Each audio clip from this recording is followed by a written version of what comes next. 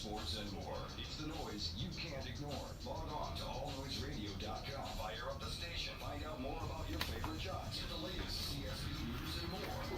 Plus, you can take All Noise Radio with you on the go for free. Just download the Live 365 app to your iPhone, iPod Touch, or BlackBerry and search All Noise Radio. Check out tomorrow's broadcasters today at allnoiseradio.com. Powered by the Connecticut School of Broadcasting. Sit back down and shut your trap. It's time for Keeping sports with them free, right here on All Noise Radio. Are you ready? Well, I'll need some beer. You have to ask me nicely. Come on now, don't be bashful. Place with the best sports talk and news surrounding each league. I can prove it with my usual flawless logic. Even if this time they'll do it my way. What's your name again? And now, here's your host, M3, Mike Rosansky. Coming to you from Cherry Hill, New Jersey. It's time for Keeping It Sports with M3, powered by the Connecticut School of Broadcasting. Good afternoon, everyone. Hope everything's going well for you here on this Monday, the 24th day of June. Welcome to what we're now officially calling summer, as Friday was the yearly longest day of the year, welcoming us into the summer season. A summer season that has a lot of sports fans everywhere with a lot of hope, dreams, and in some cases negativity, in some cases screaming at their team saying, "What the hell are you doing?" But we'll get to those teams in a little bit. Give some thoughts on the Yankees after what was a tremendous 8-game winning streak that came to an end yesterday. The Mets, the mess that's going on there. Mix in a couple other baseball notes as well as the big thing coming up at the end of this week that we've been counting down to for seemingly at least 6 months, probably longer, and that's this year's NBA free agency class.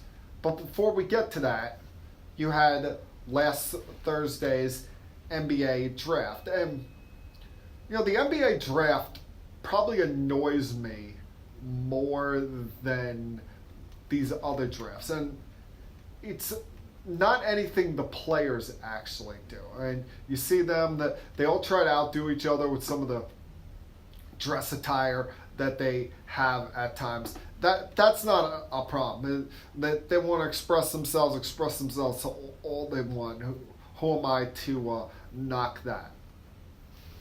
What bothers me about it is the NBA thinks that we're stupid, that we're dumb, that they try to insult our intelligence when you see countless players walking across the stage wearing the wrong hat.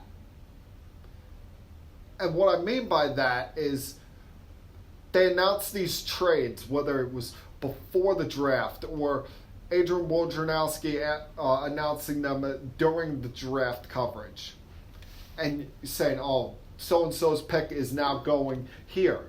Yet, when the commissioner still comes to the podium, he announces the team that originally held possession of that draft pick as them selecting the pick. Even though that player will never play for them, they still announce them as such. So you have situations such as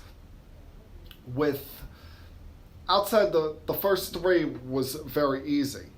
But when you get down to pick number 4, that the first pick that was traded on the night, he moved on 2 separate occasions, ended up being the possession of the Hawks when all said and done, with the Lakers trading it to the Pelicans in the Anthony Davis trade, and then last week the Pelicans traded to the Hawks on draft night. Yet here you have this kid DeAndre Hunter, biggest moment of his life. He's going to live out his dream, going to become an NBA player, and he's going up there wearing the hat of a team he will never play for. I mean, why is it these trades can't be made official to until July 6th?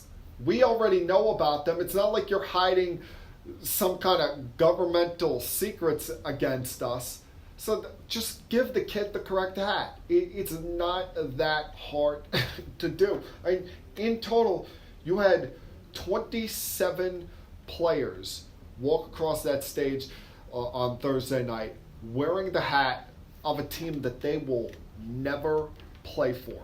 A team that, in all likelihood, that they'll only face twice a year. So, I mean, really, is it that hard to give them the correct hat? Doesn't seem so to me. So, honestly, I, quite frankly, don't get it. I've never understood it. At least with the NFL, they come out, they announce a pick has been traded, and then Goodell, as much as we hate seeing him, will announce, and so now selects, and they'll come out, they'll put the right hat on, they'll grab the correct jersey. I mean, it's not that hard. And Adam Silver, you're actually the most liked commissioner in all sports right now. Why can't you just say, to hell with this, when the day the trade is made official? They were drafted by this team, give them the correct hat. It seems like a small thing. It seems like common sense, but they're not following common sense. The other thing that bothered me throughout the draft, and it wasn't Wojnarowski tweeting out the picks before they happen, because I think ESPN has told him to calm down on that, due to the fact that we all know he has more sources than anybody, not just the NBA, but probably in all of the sports media. Is Chauncey Billups all night making comparisons of these kids to different players? And here you have Knicks fans excited that their team selects R.J. Barrett, and they got to hear that his comparison for R.J. Barrett is Jalen Rose. You think that's what the Knicks fan really wants to hear on a night where they finally do the smart thing? They don't try to be cute. Don't try and trade back. They were smart not to either make a trade with the Rockets for Chris Paul when offered, or trade that pick back with the Hawks to get picks number 8 and 10. No, they stuck at 3, took the best player available, and now you're telling them that his comparison is Jalen Rose, who had kind of a blah NBA career. I mean, let the kids be themselves. Let them be their own player rather than making the comparison. I mean, it annoys the hell out of me. I see this all the time. Maybe not so much with the NFL draft, but I watch sometimes the Major League Baseball draft when that comes up, and I got Harold Reynolds, who acts like he knows everything about baseball but really doesn't, making these ridiculous out-of-the-box comparisons to players that he played with. Enough already. Let the kids play, decide who they're going to be. Instead of them being, the next so-and-so, let them be the first Zion Williamson, who we've heard him endlessly compared to LeBron James. Or in the case of R.J. Barrett, let him be the first R.J. Barrett instead of being compared to a player of the past. And really, Jalen Rose, that's the comparison you really want to give on a night like that. But there were, as I said, many trades made on draft night, some of whom I get, some of whom I don't understand what the hell they were doing. I'm not gonna go through every draft pick here, because we see it all the time. You have, in any one of these drafts, it's a crapshoot. Yeah, the NBA draft turns out to be more times than not, the most definitive of them all. You have the best chance of the number one player turning out to be a great player. But we've seen so many occasions over the years where someone outside of the lottery from 15 on turns into a star. Whether you want to talk about Kawhi, whether you want to talk about Giannis, to a lesser extent, Draymond Green. If I remember correctly, Manu Ginobili wasn't a first-round pick. He was a second-round pick. Jokic, he wasn't even a first-round pick. He was a second-rounder as well. So many times you have a star come out of nowhere where these scouts are able to locate them, and they get in a situation that fits them better. So we're not going to know, for the most part, outside of the top 10, how these teams did for the next 2, 3, maybe even 4 years until these guys get some time under their belt. But I did, notice some things. Like, for example, I give the 2 local teams here credit. The Knicks, you understand what they did. They had 3. They didn't try and trade out of it. And with the Nets, well, yeah, second time in a 2-week span that they're trading a first-round pick. A couple weeks ago, they trade pick number 17 to the Hawks to get out of the Allen Crabbe contract. And then the other day, they trade pick number 27 to the Clippers, get a first-round pick back in that trade of getting the 76ers pick for 2020 in that trade. But you know what the Nets are about, and it's become pointedly obvious that they're trying to free up as much cap space as possible when it comes to free agency starting next Sunday night. So they ended up taking 2 players in the second round, the Georgia center, Nicholas Claxton, and UCLA guard Jalen Hands. Claxton fills in a more imperative need here when you consider they needed a backup center, someone to back up Jared Allen, especially in the case if they don't bring back Ed Davis in free agency. Jalen Hands, it's a late second-round draft pick. It's a guy you're taking a shot on, and you see what he turns out to be for the Nets. But the Nets, they seem more focused on free agency, and that's something I will dive into a little bit more in a couple minutes.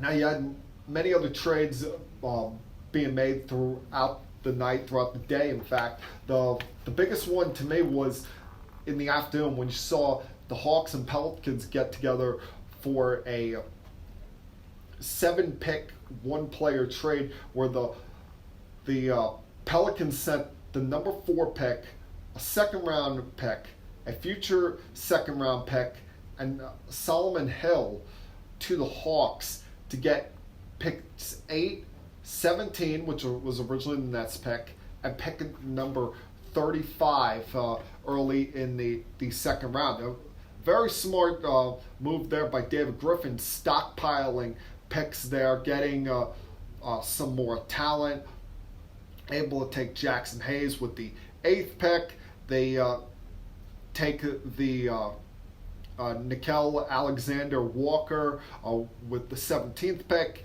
and at 35 get Marcos Londanzo Silva. The last 2 picks are of course, you guys that you may be stocking away in the EuroLeague for future notice. The biggest moment of their night obviously was taking Zion Williamson at number 1 overall, and you could see how much it meant to Zion getting picked. I mean, everyone knew he was going to go number 1 overall.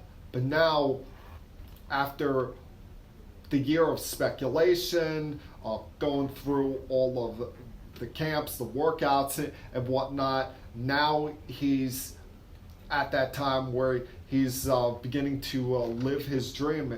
He'll do it in New Orleans. Thankfully for him, it won't be in too big of a spotlight, so he can kind of ease his way into his NBA career. But as I've said all along, I'm excited to see what this kid does, because we've never seen something like him. A guy that is that big, but can just jump out of the gym like that. I mean, he's bigger than LeBron. That's why I never quite understood the LeBron James comparisons. And he doesn't have. I mean, he's a good passer, but he doesn't have the lockdown radar passing skills as a LeBron James. But in New Orleans, he can slowly ease his way into the league, and within 3 years, we'll probably be talking about this guy as one of the best players in the NBA. At least that's what the Pelicans' hope is. You saw the Celtics. They were very active on draft night, making a couple of trades. One with the 76ers, trading from 20 to get picks 24 and 23. Ended up with Carson Edwards at pick number 23, who, as we all know, his stock rose immensely in Purdue's run in the NCAA tournament. Also picked up Grant Williams, forward from Tennessee, at pick number 22. What I don't understand, though, is what one of the teams they were trading with was doing. The Phoenix Suns. What was running through their general manager's mind with all the movement that he was doing that night? First off, you trade a valuable rotation member in T.J. Warren to the Pacers. You don't even get a draft pick back. You just do it for cash. And this is a guy who's only 25 years old, averaged 18 points a game last year. You do that, okay, it's understandable you clear up some cap space, but then you trade back from 6 to 11 to also get Dario Saric, as well as trade with the Celtics to get Aaron Baines and pick number 24. It's like, did you even go into this with a plan? So you clear up cap space, but you also trade back in the draft a couple of times. I quite frankly, I don't understand what they were doing. I'm looking at this saying, all right, they get Ty Jerome at pick number 24, and he probably replaces T.J. Warren. But what purpose did it serve you trading for Aaron Baines and Dario Saric on a team that is young, a team that you're trying to build up? It's not like you brought in vets that are going to be leading you or going to be there when you're a good team eventually. So not quite sure what they were thinking, what they were doing. But then again, sometimes you don't know what any of these teams are doing in the NBA draft. Sometimes, they see a player they like and they get too cute about it and trade back, or see a player they like and trade future assets that come back to bite them just to get that one pick. As I said, sometimes it is a total crapshoot with these picks, because these guys that we're talking about, Zion, R.J. Barrett at 1 and 3, John Moran at 2, Garland going at 5 to Cleveland, but you don't know. I don't know. we're going to be, in 3 years, we're going to be looking back at this draft, and we're going to see someone that was outside of this top spots turn into a star player, and we're all going to be left sitting there scratching our heads saying, how did everybody miss on him so badly? A lot left to get to over the next 40 minutes or so here. Give you some thoughts on things going down with NBA free agency right around the corner. Mix in some Yankees and Mets thoughts, especially with the Mets mess yesterday. And baseball, a gutsy performance, a return, and quite possibly the dumbest idea I've ever heard was brought up by Major League Baseball last week. Get to all of that over the next 35, 40 minutes or so here. So sit back, relax, hell, put your feet up on the table if you feel like it, and continue keeping it sports with M3. Something we love. Call Connecticut School of Broadcasting at 1-800-TV Radio or log on to GoCSB.com. Since 1964, Connecticut School of Broadcasting, with a network of 12 campuses from Massachusetts to Miami, has helped place thousands of grads as DJs, sportscasters, entertainment reporters, behind the scenes in audio and video production, every aspect of the broadcast media. Connecticut School of Broadcasting has trained men and women of all ages and backgrounds in a matter of months, not years. Learn by doing from area radio and TV pros. Call 1-800-TV Radio or log on to GoCSB.com. Remember, it's never too late to love what you do. Day and evening classes begin soon. Get trained. Get connected now.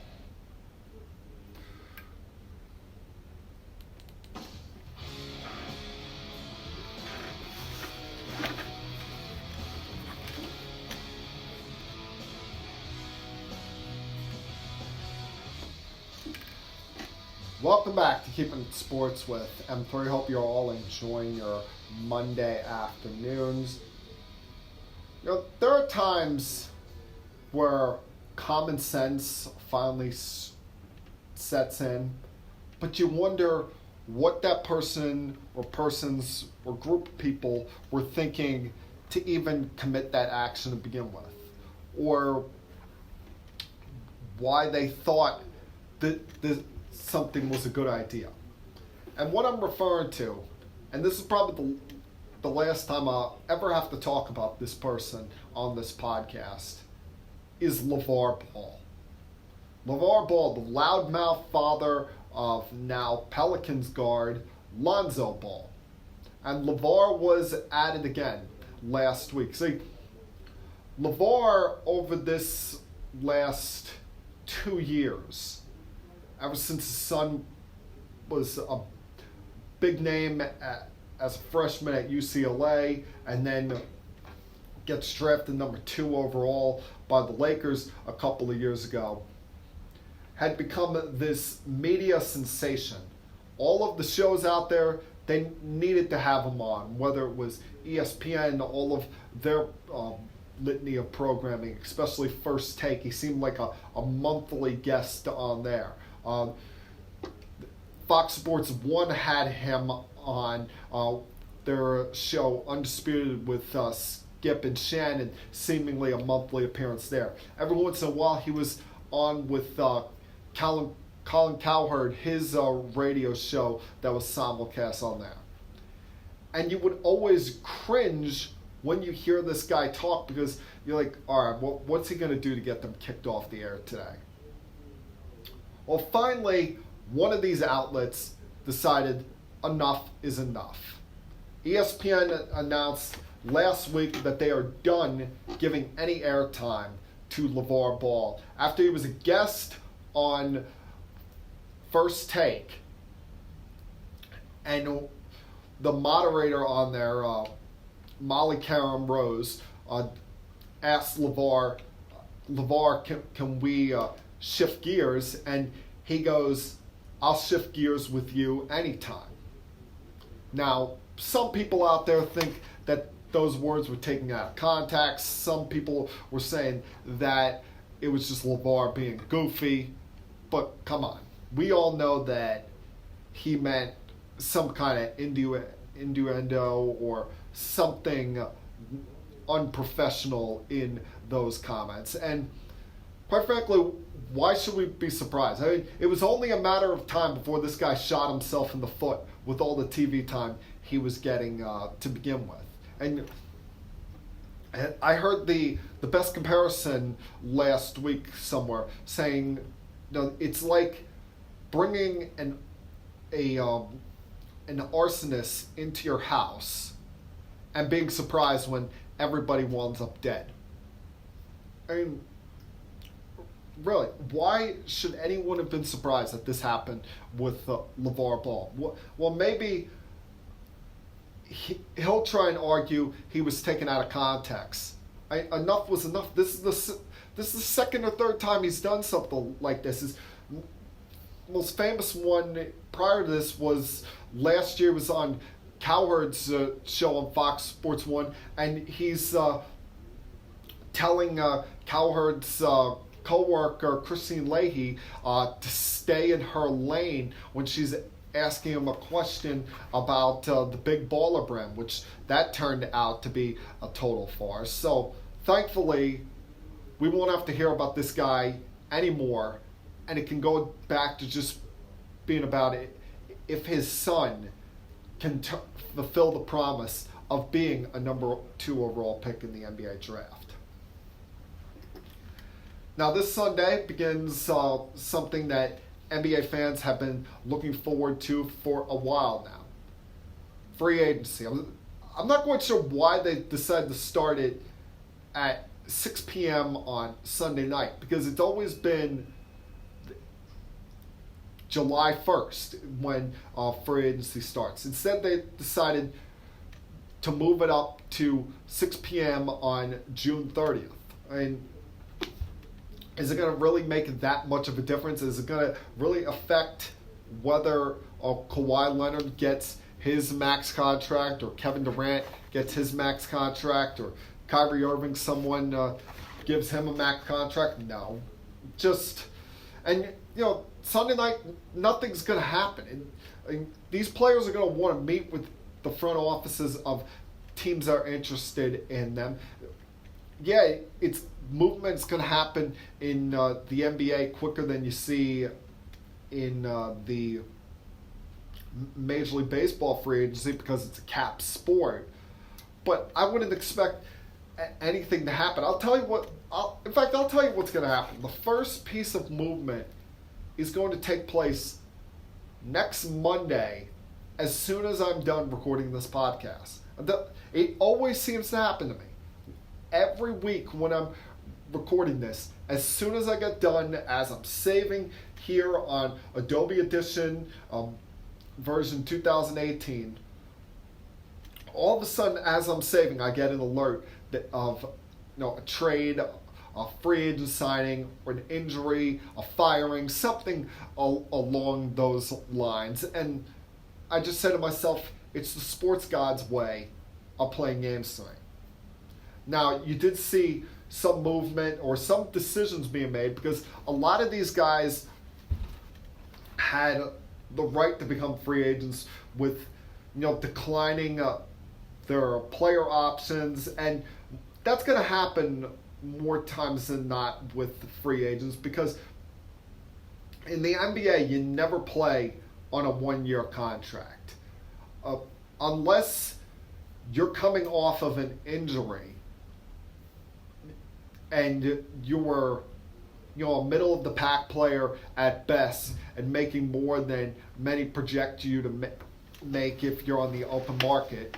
You're always going to hit the open market. You're always going to become a free agent. So, it's not surprising when you see the likes of Chris Middleton decline his $13 million option. Or Al Horford, he could have made $30 million next year, but he wants more security. He wants that last big payday of his career, being as the fact that he's, 32, 33 years old. Now Horford, he damn sure doesn't look 32, 33. That's a winning ball player, a guy that is a good leader in the locker room, knows how to win, has been deep in the postseason many times before. He's He knows he fits right into his role on any team. You know you're going to get the best out of him every given night. So, someone out there is probably going to give him, a $50 to $60 million contract. It's just a matter of whether he gets that fourth year in a contract that we're going to be looking out for. It's no surprise that Kawhi declined the player option in his $21 million on his contract because he's going to want the max contract. It's just, where is he going? And is he going to just decide that this was a mic drop situation, be one and done in Toronto, and go to the Clippers? Because if he does leave Toronto, that's the place I see him going. Or does he stay in Toronto, where he's now not just a god in that city, he's a god in that country? As I mentioned last week, they're not just Toronto's team, they're Canada's team. They're Canada's only basketball team. And you saw the love he got there. And Kawhi's not a guy that likes a lot of drama around his life. That's why people bringing up the idea of if the Lakers could clear up enough cap space, would he ever go sign there? A, he doesn't want to play Robin to LeBron being Batman. B, there's so much drama going around that organization right now that he just doesn't want to deal with it. And C, he looks at Staples Center right now and he says, if I'm going to go there, the team that is closer to winning is the Los Angeles Clippers. Why would I ever waste my time with the Lakers? Now, the Lakers, of course, they've been in the news with the big trade that they made about 10 days ago in acquiring Anthony Davis. And Shaq was on Fox Sports 1 last week and was very poignant with his comments toward AD, saying that there's no excuses for him anymore. He's expected to win now, and the big man couldn't be any more correct. And Davis made the postseason, twice when he was with the Pelicans, and he advanced one round in which they beat the Trailblazers last year when they swept them. Other than that, he's not won anything at this point in his career. And, he's still relatively young. I mean, it feels like he's been around forever, but he's still 25 years old. But now he's going to what's long been one of the glamour franchises in the NBA. And now it's kind of a chaotic situation. And he's teaming up with a guy who's still arguably the best player on the planet in LeBron James. Problem is, who's going to be playing around them? Yeah, they got Kuzma, but they don't have enough to lure in another star. I mean, I mentioned this last week. If I'm them, I try to divide and conquer here and divide that cap space they have up amongst a bunch of veterans who are looking not so much to cash in as far as big-time paycheck, but cash in as far as getting the best opportunity that they've ever had to win a championship. They need veterans, not just veterans on the team, but veteran shooters on that team. And it remains to be seen whether they can convince the likes of a J.J. Redick or a Jamal Crawford, whatever he may still have left in the tank, amongst others, to want to join them. Or I've heard this idea floated out there over the last week. Would they be interested in bringing back D'Angelo Russell, who's going to be a restricted free agent? You'd need the Nets to either rescind his rights or make a trade with them to obtain his rights to get him signed to a higher, or get his bird rights onto your salary. And quite frankly, I don't know about the rest of you, but I'm just tired of all the rumors. I'm tired of flipping on TV each and every day and seeing a new rumor on, oh, what are the Lakers going to do with their $24 million cap space? Are the Knicks going to be able to use their max contract space? Or is it viewed as too toxic a situation because of James Dolan? Who are the Nets going to get? Where's Kawhi going to go?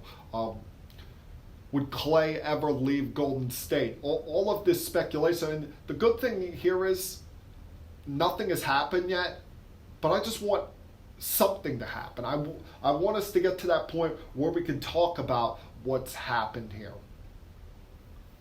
And as a fan of a team who has cap space available, it drives you nuts. It drives you insane every day you hear new rumors. And you guys know how I feel as a Nets fan.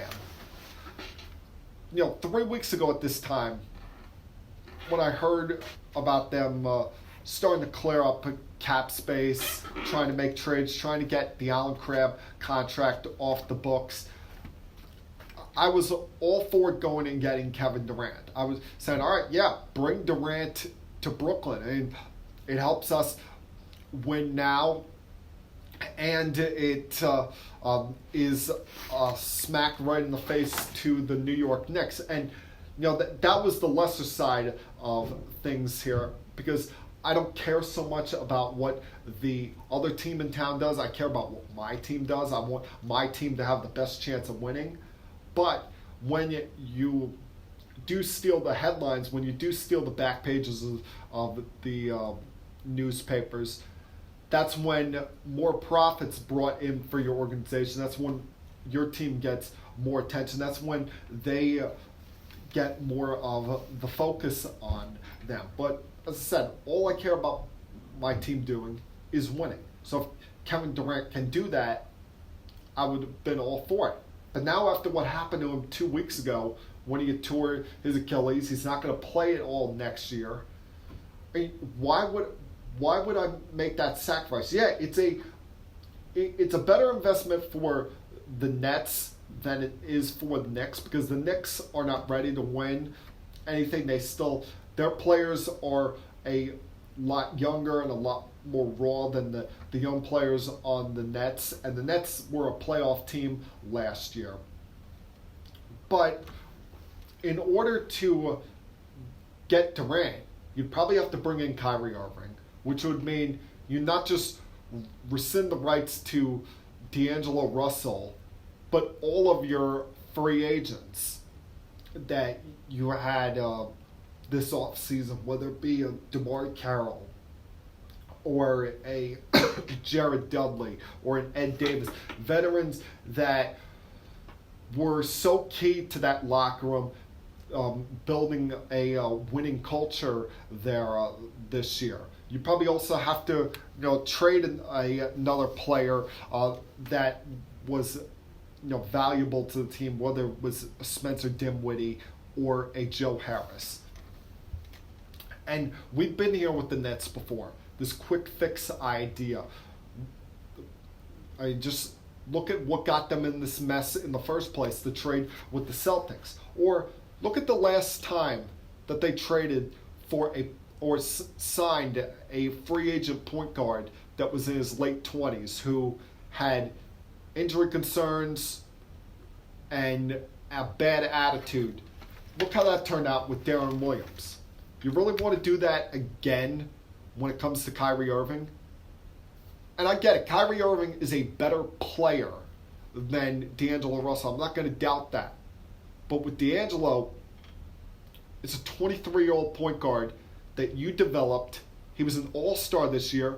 And I don't think we've hit the ceiling with this guy. I think there's still growth in there to become an even better player, to a guy that can continuously lead this team as its starting point guard for years to come.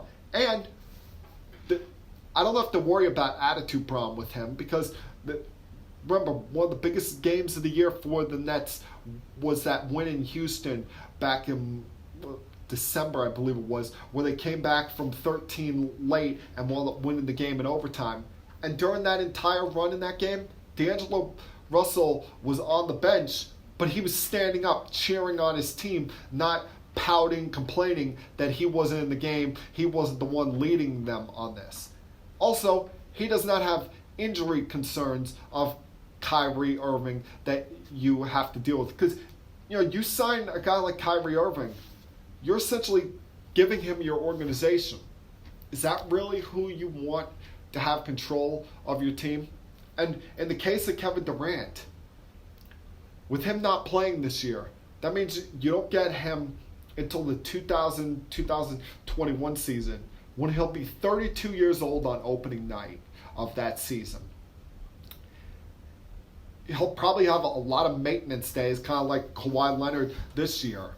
So at the most, you're getting 3 years out of him. And with a man that size, who's to say that he's going to be able to come all the way back and be the player he was? I hope he does. I as a basketball fan, I hope he does, because he's one of the greatest players I've seen in my lifetime. But can you really take that risk? Should you really take that risk? I mean, that's something you really have to think twice about when doing it, especially when you're a franchise like the Knicks, who have had such bad luck over the years, dating back to 1999 after losing the NBA Finals, and then probably the dumbest move in the history of the franchise when they gave everybody and their mother away for Antonio McDyess, who only played, 18 games over the course of 2 years for the Knicks. Or when you're a team like the Nets, who you've hit rock bottom, you built it up the right way, and now you're going to take a risk on a guy that you don't know what he's going to be when he comes back. I mean, it's a tough call. It was me. I wouldn't make the move. I would go with re-signing D'Angelo Russell and signing Tobias Harris as a free agent. But it seems like they have their heart set on this. And I don't know. I just can't wrap my arms around it. Even as great as he is, you're not going to see him for a year and a half. What's he going to be when he finally does step on the court again? All right, going to take another break here. Come back, turn my attention to baseball. A lot of things going on over this last week with a return, a injury that turned out not to be such a big deal, an idea of stupidity, and the Mets. That pretty much sums it all up. Continue keeping it sports with M3. Thousands of people, just like you, in exciting careers in the medium of television and new media. Connecticut School of Broadcasting, our hands-on approach is different. It's designed to have you spend less time in the classroom and more time in the studios. From the first day, you'll work with state-of-the-art equipment.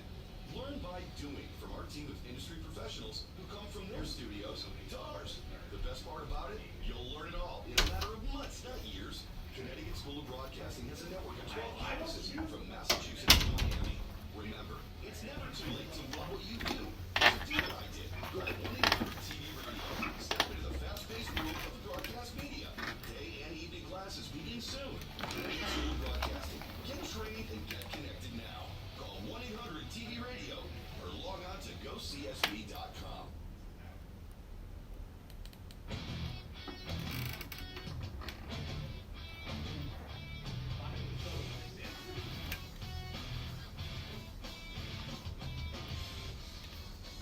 Welcome back to Keeping It Sports with M3. Now, there have been a lot of stupid ideas I've heard over the years in sports. A lot of ridiculous, over-the-top, asinine ideas brought up in the sports world. I mean, whether it be, I heard years ago, back during the strike in the 81 season, they did a format when it came to the playoffs as far as a first half division winner and a second half division winner, and that kind of screwed the St. Louis Cardinals due to the fact that they had one of the best records in baseball, should have been in the playoffs, but didn't because they didn't have the best record in either the first half or the best record in the second half. I've heard ideas such as a 4-point shot in the NBA, college football's overtime rule. Let's see, the NFL shortening overtime to 10 minutes. Yeah, there's been a lot of asinine ideas brought up. Hell, I brought up one last week when I suggested the Yankees should talk to Mariano Rivera about coming out of retirement. And I was all set to come in and double down on that idea, especially after watching Jonathan Holder give up a 3-run homer in his attempt to blow Saturday night's game against the Astros, a game the Yankees thankfully came back and won.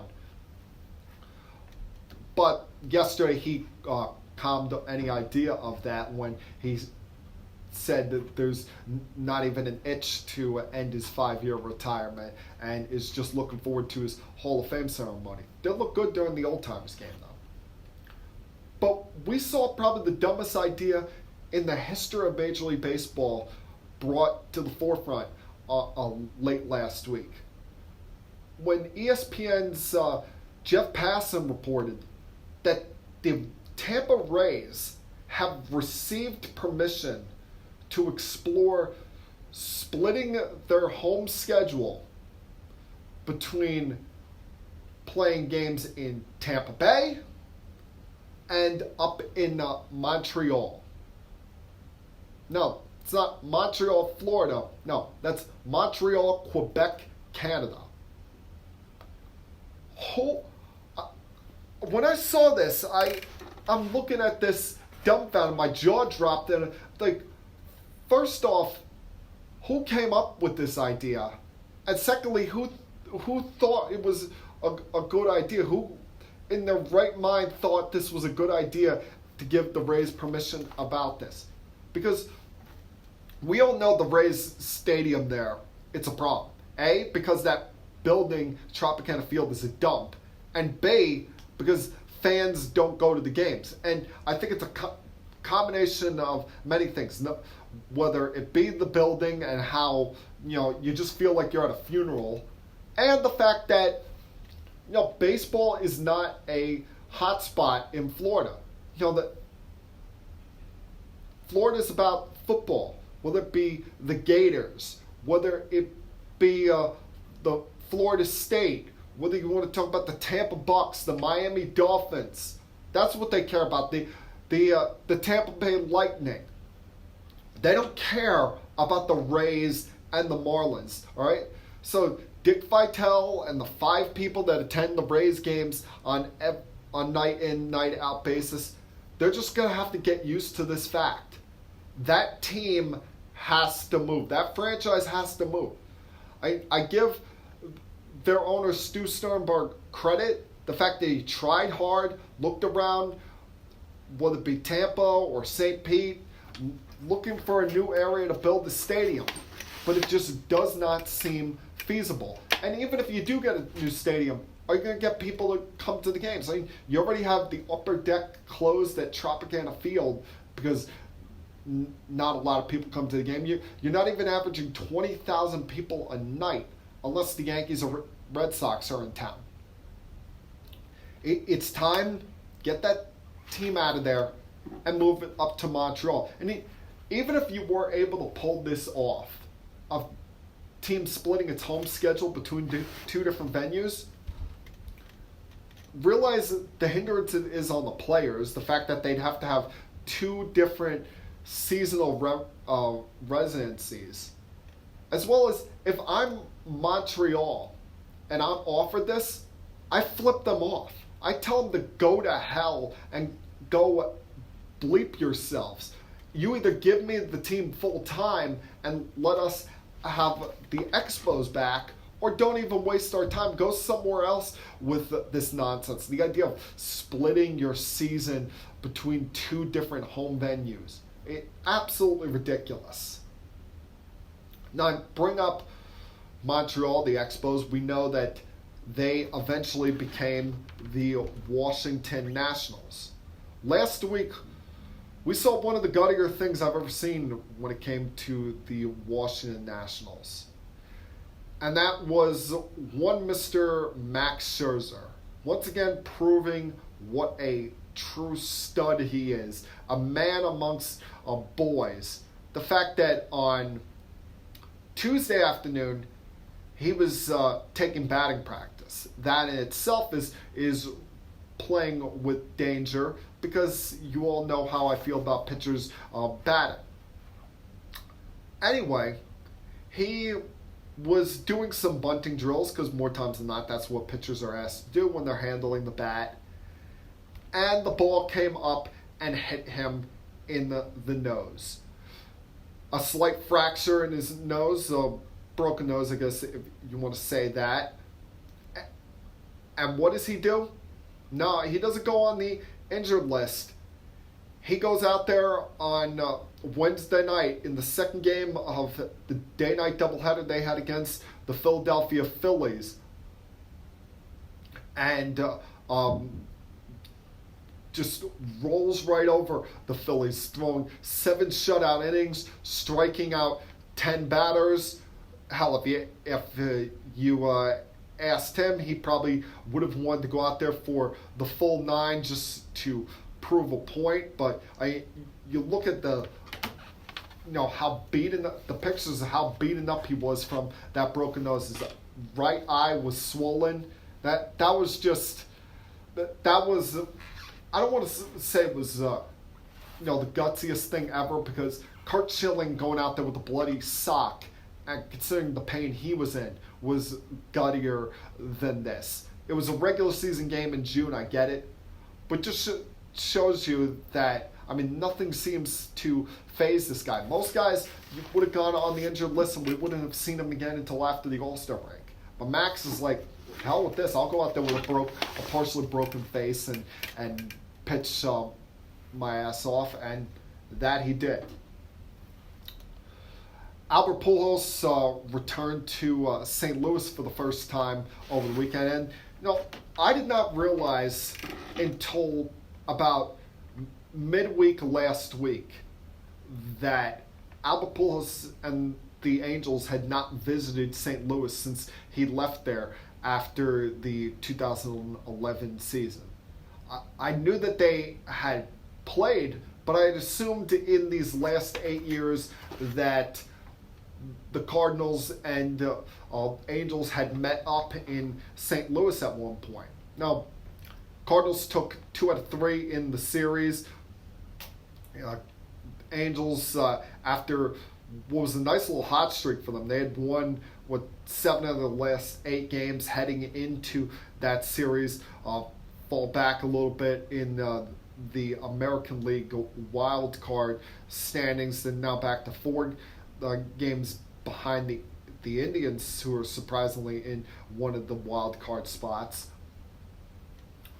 But it was so cool, the reaction he got there those 3 days. Will it be Friday, his first at bat, and you see Yadier Molina step in front of home plate, let Albert have his moment, and then 2 of them hug before Albert's at bat. You never see players do that. And with such a hard-nosed guy like Molina, you would have thought, he's just going to ignore him. But that's his guy.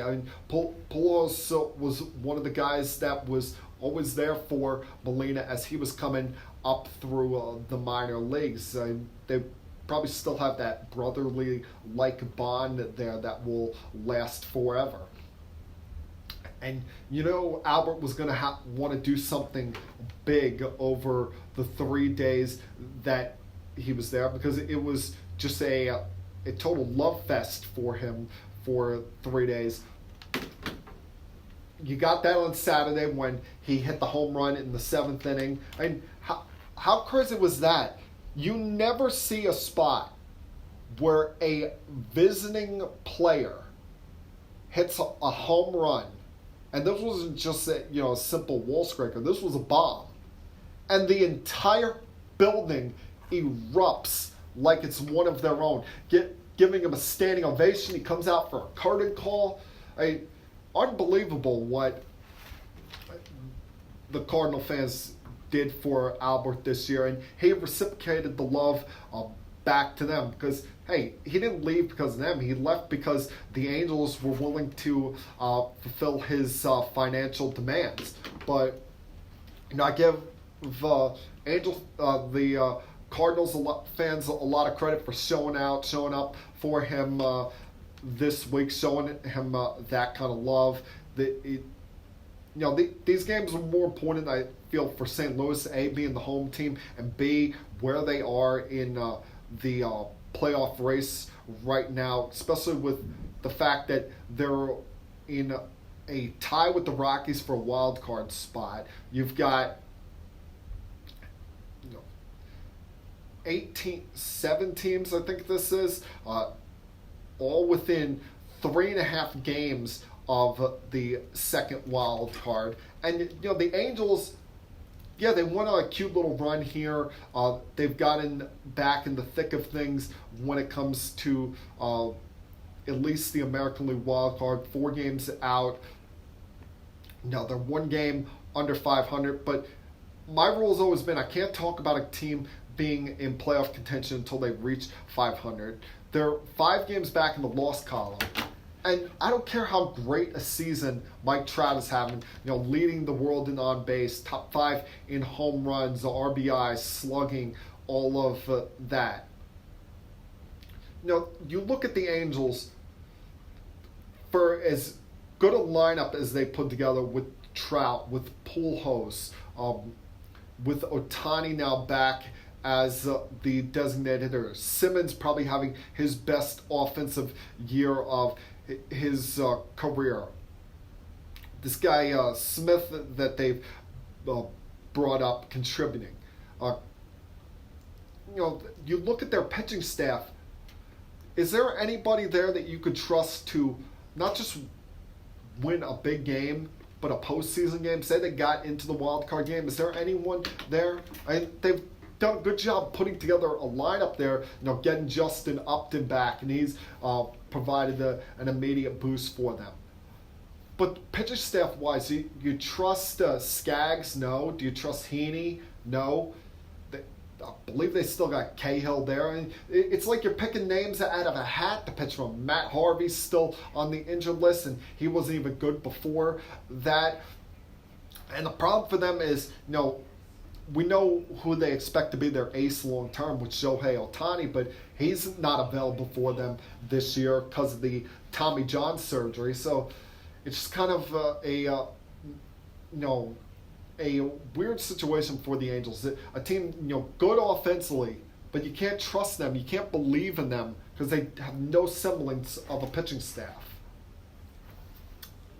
Now, before I go, of course, I need to address the New York Mets, who, as I mentioned last week, they were going through a 19-game stretch before the postseason. Before the All-Star break, that I think would essentially decide their season. They lost 2 out of 3 to Atlanta in the first leg of this 11-game road trip. Probably the most heartbreaking one of them all was Wednesday when they were tied at 2 in the 6th inning, and then Steven Matson had the meltdown after the error in left field to J.D. Davis. Or at least you thought that was going to be the most heartbreaking one, until we got to yesterday with the blow-up in Chicago. And even before you get to that, it was a weird, kind of messy last couple of days for the Mets. The fact that on Thursday, they decide to fire pitching coach Dave Island and bullpen coach Chuck Hernandez. And they bring in 3 guys to replace them. A new pitching coach, a new bullpen coach, and a pitching strategist, as they're putting this.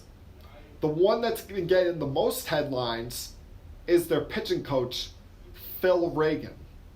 And for the most part, the headlines have been about the fact that this guy is 82 years old. Listen, I'm not going to age discriminate here. I don't care how old he is. He seems to move around pretty well still and has a lot of life to him. If he can be a good pitching coach for them, so be it. But here are the problems I got here. Number one, that they're scapegoating Dave Island. All right, Dave Island is a good pitching coach. He's won 2 World Series in the last decade with the Yankees and the Kansas City Royals. And more impressively so with the Kansas City Royals, at a time they did not have a true ace on that team. They had a phenomenal bullpen. Probably the reason why you see so many teams building through the bullpen right now. But he's done a good job in his career.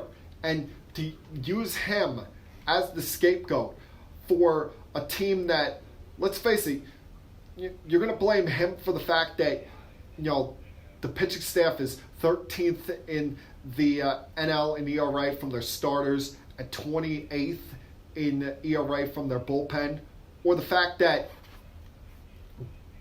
including yesterday, this bullpen has now blown 17 saves on the season, most in Major League Baseball. You're going to blame him for the fact that you gave Jerry Familia $30 million, a contract no one would have given him, or the fact that Justin Wilson never pitches, or the fact that Robert Gsellman is out of gas and is essentially engulfing the flames every single time he goes out there. All right? No. The bullpen problems were not Dave Island's fault. The bullpen problems are the general manager Brodie Van Wagenen and the manager Mickey Callaway's fault.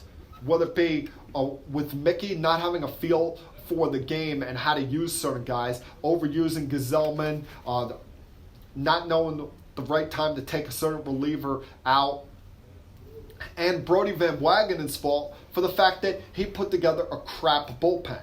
The fact that he trades for Edwin Diaz off of a historic season, and Edwin Diaz has been mediocre at best for these first 78 plus games of the season. Or he gave $30 million to Jerry Familia when no one was going to give him that kind of money. He could have gotten Adam Ottavino for less. He brings in Justin Wilson. Justin Wilson never pitches for him. I know it's not involving the pitching staff. He signs Jed Lowry. Jed Lowry hasn't played yet. And yet that man gets a pass, and you're going to make Dave Island the scapegoat and bring in a guy who, as I said, I'm not getting on him for the fact that he's 82 years old. I'm getting on him for the fact that he has not been a pitching coach in the big leagues or a coach at any resemblance in the big leagues since 1999.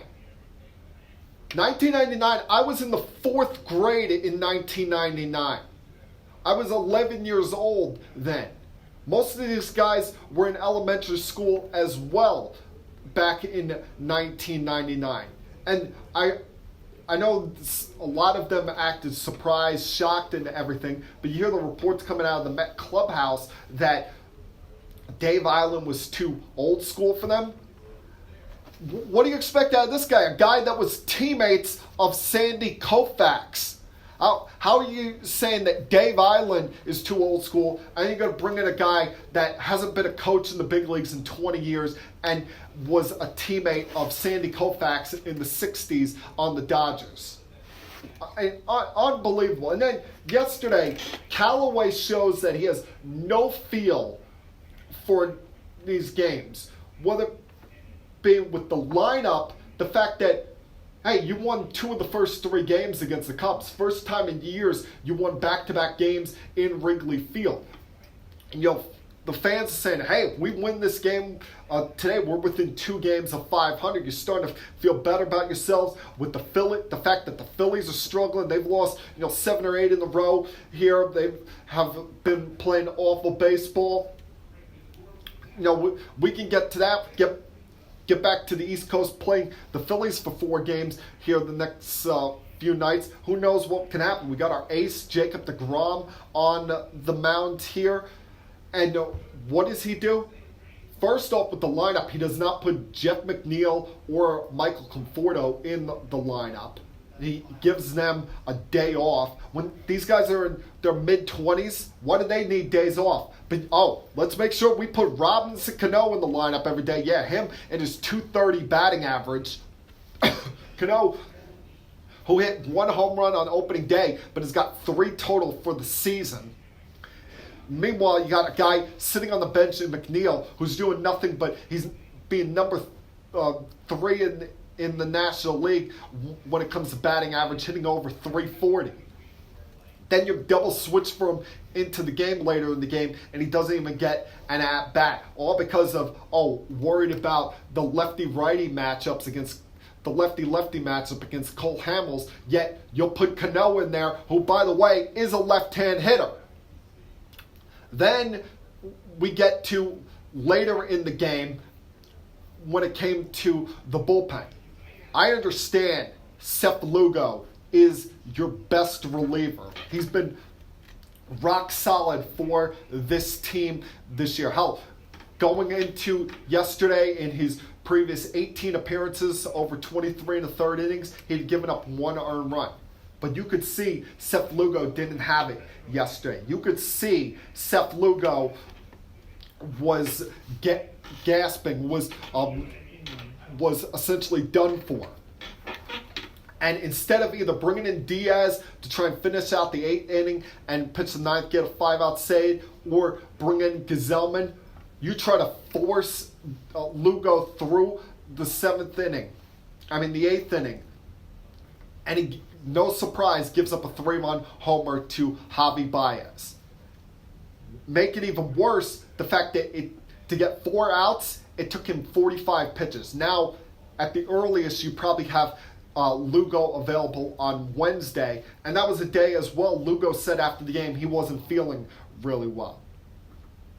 And you said a month ago that the reins were off as far as Diaz only being a 9th inning reliever. Yet you haven't done that yet. And then Callaway's going to have the nerve to get testy with the media after the game when they're continuously asking him about it. They're trying to get follow-up questions. I mean, yeah, he's frustrated about the team losing. I can understand that. But these reporters, they have a job to do. And Mickey Callaway has not earned the right to be looking down his nose at any reporters. To add on to the chaos, you have Callaway get into a confrontation with Tim Healy of the Daily News, I believe it is. Let me make sure I got this correctly. No, Newsday, my mistake, I apologize. Gets into an altercation with Tim Healy, who just says that he'll see him tomorrow. He calls him an MFer, tells him not to be a smartass, leading to an eventual confrontation in the clubhouse once the writers go in there, with Jason Vargas having to be restrained from going after this guy. I mean, is Mickey Callaway trying to get fired now with the things he's doing, not just in-game, but after-game with this? It's a total mess with the Mets right now. So I said to my family yesterday, who all of them were Met fans, there's no one that needs the All-Star break more than the Mets. Problem is, along the way, he got 7 games with the Phillies, 3 more with the Braves, and a 2-game set with the Yankees. The fact that there's still only 4 games under 500 and 9.5 out of the division and within 3.5 of the second wild card is amazing in its own right. But the Mets, they are a mess here. And you can't blame the pitching coach. You can't blame Dave Island for what's happened here. You blame the general manager for putting a crap bullpen together. I mean, you see it with the fact that they have 7 blown saves and an ERA of 7 in the last 25. And the manager, in Mickey Callaway, who has no idea what he's doing. And at this point, you might be doing him a favor by firing him. But unfortunately, that's probably not going to happen because the Mets front office, in particular ownership, is cheap. They're not going to want to pay two owners, and they like having Callaway around because that's a good fall guy for them. It diverts the attention off the Wilpons, and it diverts the attention off of Brodie Van Wagenen, even for when he goes out there and talks every day, saying, hey, as long as we got Callaway around, the heat is not going to come upon us. And that, my friends, is Keeping Sports with M3 for Monday, June 24th, 2019. Everyone, have a great night, and I'll talk to you again, same time next week. Peace.